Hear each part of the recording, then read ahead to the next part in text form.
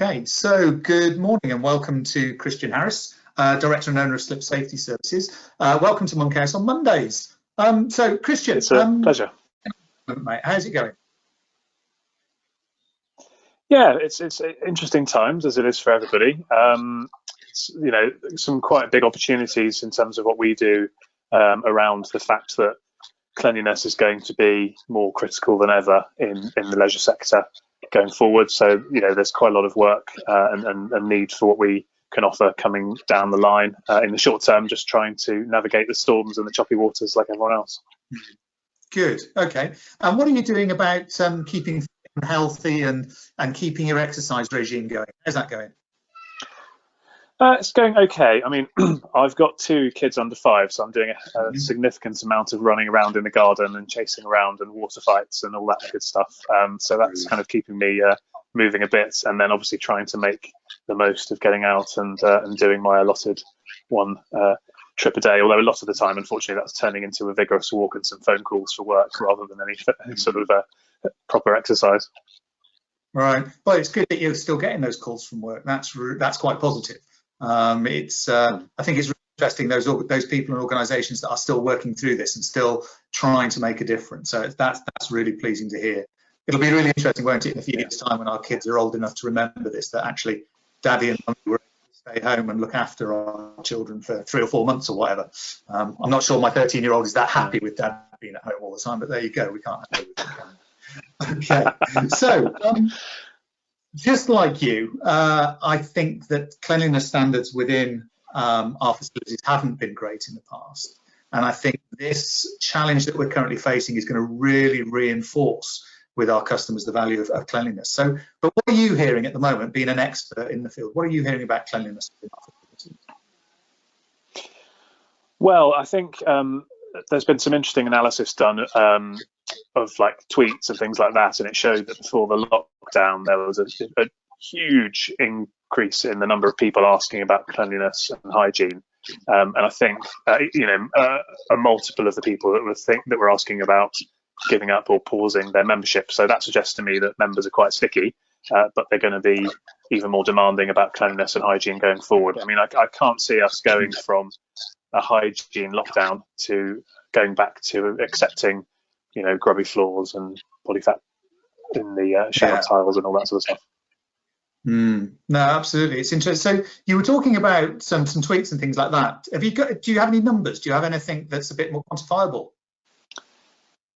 Well, Paul Roberts from My Customer Lens did some analysis of a national chain, and that showed a 3,900% increase in tweets about cleanliness and hygiene.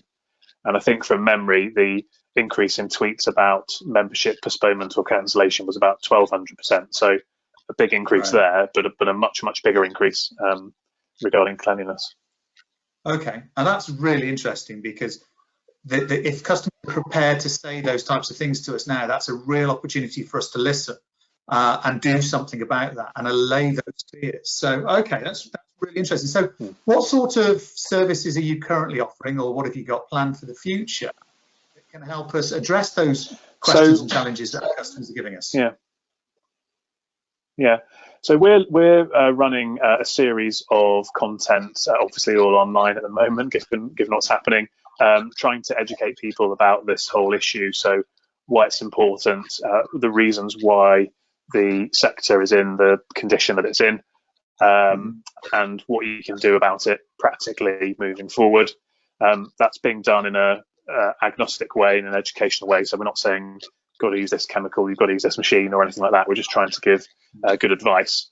And in terms of our offer of what we can physically help people to do, clearly we've got people who know exactly how to go in and produce these kind of transformative deep cleans, particularly of the barefoot and wet side areas of clubs.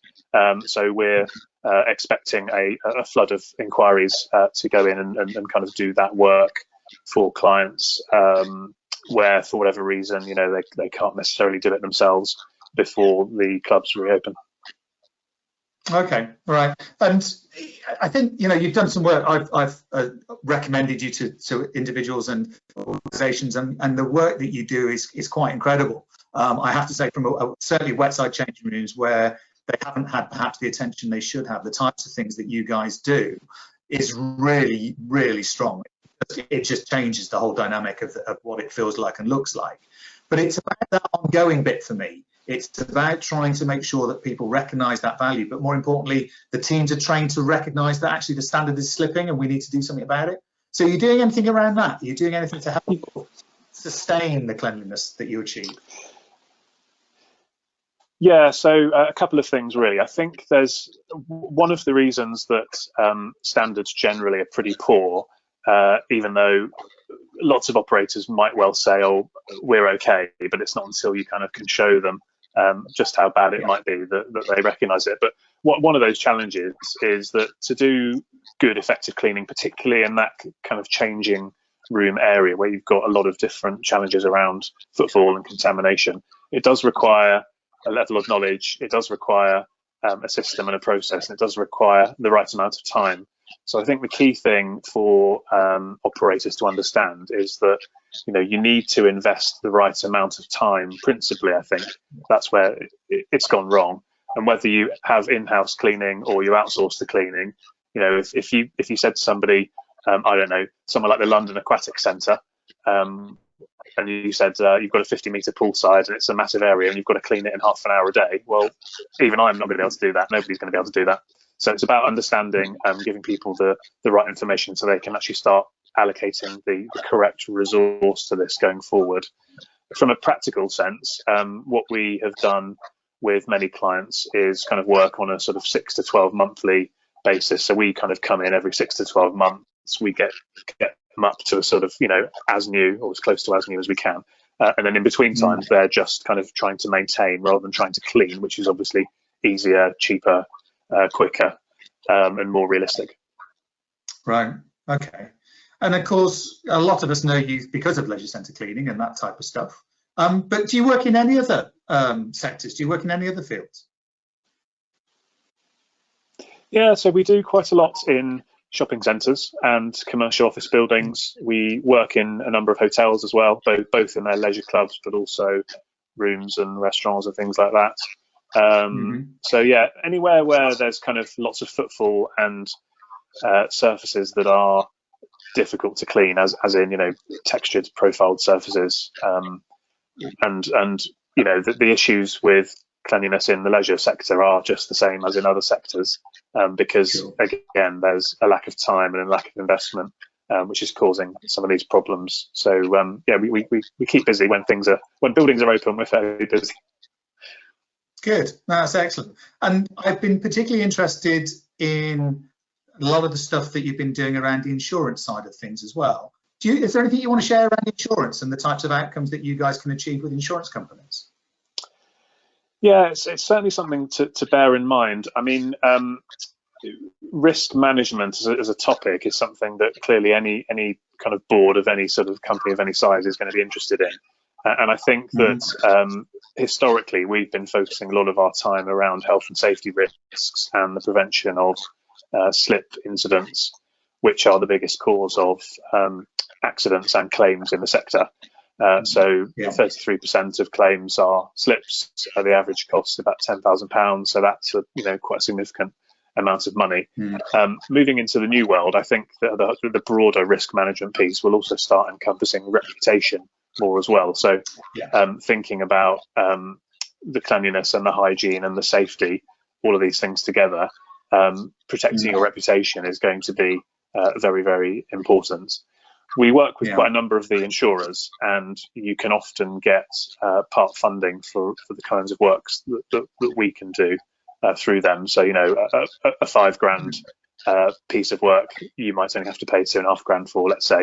And it will also have a good effect on your premiums going forward. And premiums over the last few months have been trending upwards. So particularly in hospitality and leisure. So anything you can do to demonstrate that you're managing your risk better is going to mitigate that risk of your premiums rising steeply. Okay. Christian, I have to tell you that you've disappeared on my screen. We'll see what it looks like on the recording, but we can still hear you, so I'm going to carry on. It's that you, there you are, you're back. It's interesting that you talk about health and safety, because I have for health and safety for a while, and what I found is you had to make it fun, you had to make it enjoyable, you had to get your point across in a way that people would try and remember it. And I'm really interested to hear if you've got any, if you've seen anything, if you've got any advice on how people can share with their customers that they're taking cleanliness seriously, that we could maybe add a little bit of fun to this, or a bit of the digitization that everybody talks about. Have you seen anything good recently that people could think about? Well, I think not necessarily recently, but I think if you rewind back to just the basic principles, I think one of the things that people that do cleaning often don't get recognised for is the value they bring around member and customer experience. Because actually, when you're using a club, unless you're going for a PT session or a group session, you may well not interact with anybody, any member of staff particularly, other than somebody that's sorting out towels or whatever it might be, that, you know, filling that cleaning role. So I think there's a really important piece there around engagement and actually the value that people doing cleaning can bring from a member experience perspective. In terms of anything that people can do to sort of demonstrate what they're doing, I think you know, we could be considering some things like maybe videoing people doing stuff and putting it out on social media, or maybe even having a publicly available schedule for when you're going to be doing any deep cleans or things like that, and making maybe a bit more of a song and dance about it, just being a bit more upfront. You know, historically this has kind of faded into the background, whereas I think going forward it needs to be more front and center. Yeah, no, absolutely. And I think it's quite interesting you talk about, you know, videos and photos of the teams doing the cleaning and things like that, just to give people confidence. And I think it lines up with some of the stuff I'm starting to share at the minute on social media around teams that are now being employed to do other things, whether it be refuge or working on, you know, customer helplines. Actually, you know, people are seeing that actually these teams, these people can turn their hands to an awful lot of stuff. We've got well-trained, competent people that are capable of making a difference, and I think these types of videos we talk about are a great idea. Yeah, absolutely, and that's a point that we're trying to work on with our offering around this whole deep cleaning before reopening phase. So we're trying to work with operators on the basis of helping their non-contractual or non-PAYE staff to actually generate some income during that period. So in other words, you know, we might be able to come in and have our kind of specialist staff work on deep cleaning the more challenging areas of the club, but we could potentially get some PTs or whoever in that are not on furlough because they can't be, and actually employ them and train them to do cleaning of the kind of easier areas, which is going to upskill them, but also provide more value for the customer, because it's going to be a much more cost-effective way of achieving the right results.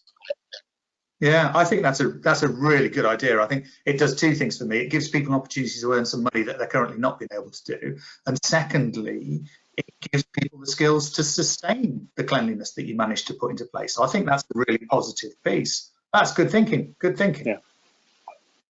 Okay. Yes. Right. Well, I can't take personal credit for that myself, because it was one of my my non-exec directors that came up with the idea. So I'll give him credit. But yeah, we're really behind it. We think it's a good idea.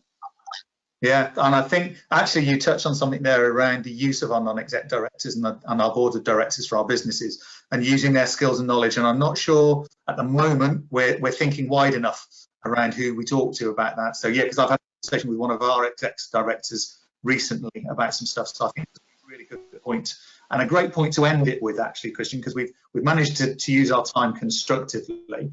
So thank you so much for your time on this. This will go out on a Monday, 10 o'clock, and we will be talking, hopefully, after this one, to someone from an equipment supplier who's got some ideas to share with us. So looking forward to that. Christian, stay safe, stay healthy. Thank you so much for your time. Take care. Bye-bye. Pleasure. Bye.